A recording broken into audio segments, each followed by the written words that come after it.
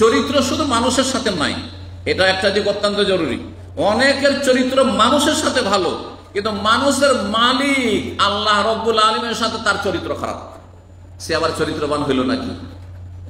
বাপ যদি জন্ম দিয়ে এতটা অধিকার রাখে, মা যদি 10 মাস পেটে রেখে এত অধিকার এত হক রাখে, বড় ভাই বোনেরা কোলে পিঠে করে মানুষ করার জন্য এত বেশি হক রাখে, তাই না? খালা ফুফুরা এত বেশি হক রাখে, তাহলে যিনি আমাকে সৃষ্টি করেছেন, একবারে তুচ্ছ ঘৃণিত পানি থেকে আপনাকে সৃষ্টি করেছেন, আমাকে সৃষ্টি করেছেন, এবং এইরকম আল্লাহ বুঝ দান করেছেন, শক্তিশালী করেছেন, এবং কত নিয়ামত দিয়েছেন, ভিতরে নিয়ামত, বাইরে নিয়ামত, চারিদিকে নিয়ামতের নিয়ামত সব আল্লাহ দিয়েছেন। তার সাথে ভালো সম্পর্ক হইতে হবে না? তার সাথে আচরণটা ভালো হইতে হবে না? সেটাই হচ্ছে সহি আকীদা, আর সেটাই হচ্ছে বিশুদ্ধ ইবাদত, পূর্ণরূপে ইবাদত, সুন্দর করে ইবাদত বন্দেগী করা। এই জন্য রাসূলুল্লাহ সাল্লাল্লাহু আলাইহি ওয়াসাল্লাম দোয়া করতেন, আল্লাহুম্মা আইন্নি আলা যিকরিকা ওয়া শুকরিকা ওয়া হুসনি ইবাদাতিকা, হে আল্লাহ আমাকে সাহায্য করুন, আলা যিকরিকা, সব সময় তোমাকে স্মরণ রাখার। আপনি যদি আপনার বন্ধুকে ভুলে যান, 1 সপ্তাহ যোগাযোগ না করে, যার সাথে ডেলি যোগাযোগ করছিলেন, মনটা তার খারাপ হয়ে যাবে। সে ভুল বুঝবে আপনাকে যে কি ভুলে গেছো, আর আপনি ওই সপ্তাহে জুমা পড়া মুসলমান, হ্যাঁ জুমা পড়া মুসলমান, যেই সময় আল্লাহর পক্ষ থেকে আল্লাহর হুকুমে ডাক দিচ্ছে মুয়াজ্জিন ফজরের নামাজে, জোহরে, আসরে, মাগরিবে, এশায়, আর সেই সময় আপনি ঘরে আড্ডা দিচ্ছেন না, ঘুমাচ্ছেন, আল্লাহর সাথে আপনার সম্পর্ক ভালো? কখনো সম্পর্ক ভালো না। এই জন্য আগে রবের সাথে চরিত্রবান হইতে হবে, আর সেটা সহি আকীদার মাধ্যমে, শিরক বিদআত পরিত্যাগ করার মাধ্যমে, আর বিশুদ্ধ পূর্ণ ইবাদত হইতে হবে। কমপক্ষে ফরজ ইবাদত বন্দেগীগুলো অবশ্যই কায়েম করতে হবে, তারপরে সুন্নত নফল যতটা সম্ভব করে যেতে হবে। আল্লাহর সামনে আপনি কত হারাম কাজ করে যাচ্ছেন, অথচ স্ত্রীর সামনে পারবেন না, স্ত্রীকে ভয় করছেন আপনি।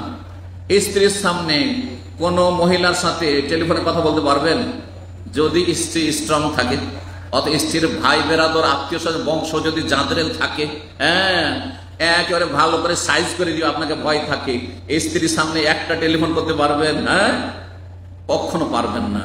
আর রবের সামনে অহরহ আপনি গুনার কাজ করে চলে যাচ্ছেন, যে রব যে কোনো সময় ধরে নিতে পারে, যে কোনো সময় পাকড়া করতে পারে, যে কোনো সময় সাজা শাস্তি দিতে পারে, যে কোনো সময় হালাক করে দিতে পারেন, যে কোনো সময় আযাব নেমে যেতে পারে। একটু ভয় করেন না আপনি? আল্লাহকে লজ্জা করেন না, মানুষকে লজ্জা করছেন। আরে মায়ের সামনে, স্ত্রী তো আপনার স্ত্রী, তারপর স্ত্রী গাখানে হাত দিতে পারছেন না, স্ত্রীর গায়ে পাশে ঘেসে ঘেসে বসতে পারছেন না, লজ্জা পাচ্ছেন যে মা বসে আছে, মায়ের সামনে কি করে আমার স্ত্রীর গায়ে হাত দেবো? অথচ জায়েজ কাজ, হয়তো সেটা অশোভনীয়, হ্যাঁ, কারণ একটা সামাজিকতা আছে, কিন্তু আপনি আল্লাহর সামনে অহরহ গুনার কাজ করে যাচ্ছেন, আল্লাহর সামনে পাপ করে যাচ্ছেন, আল্লাহ সব শুনছেন আর মিথ্যা কথা বলে যাচ্ছেন, আল্লাহর সামনে আপনি ধোঁকাবাজি করে যাচ্ছেন, আল্লাহর সামনে আপনি বেঈমানি করে যাচ্ছেন, আল্লাহর সামনে আপনি হারাম খেয়ে যাচ্ছেন, হারাম দেখে যাচ্ছেন। আপনি চিন্তা করুন তো দেখি, আমার সামনে বসে ফেসবুকে খারাপ ছবি দেখতে পারবেন না, সামান্য খারাপ একটা মহিলার ছবি বের করতে পারবেন না, আমার সামনে বসে পারবেন না, ঠিক কিনা? আমার সামনে আপনি বিড়ি ধরাইতে পারবেন না, আপনি সিগারেট ধরাইতে পারবেন না, আপনি পারবেন? কখনো পারবেন না। অন্তত এতটা আদব কায়দা আমাদের বাঙালি জাতিতে আছে যে আলেম ওলামা দাড়িওয়ালা দেখলে যতই বড় ব্যক্তি ওখানে চট করে সিগারেটটা ফেলে দিবে, বিড়িটা ফেলে দিবে।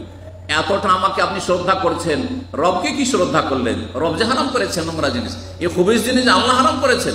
ওয়াইহাররিমু আলাইহিল খাবায়েস, আল্লাহ নোংরা জিনিসকে হারাম করেছেন। ওয়াইউহিল্লু লাহুমুত তাইয়্যিবাত, তাইয়্যিবাত পাক পবিত্রকে হালাল করেছেন। অসুবিধা নেই ভাত খেতে, সবার সামনে আমার সামনে ভাত রুটি খেতে পারছেন, আপনি পানি খেতে পারছেন, ওই রকম আল্লাহর সামনে আপনি করেন।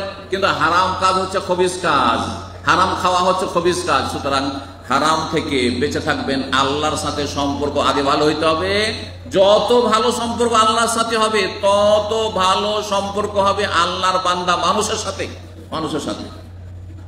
আল্লাহ যেন আমাদেরকে চরিত্রবান হওয়ার তৌফিক দান করেন। উত্তম চরিত্রের অনেক ফজিলত রয়েছে, অনেক ফজিলতের দিক রয়েছে।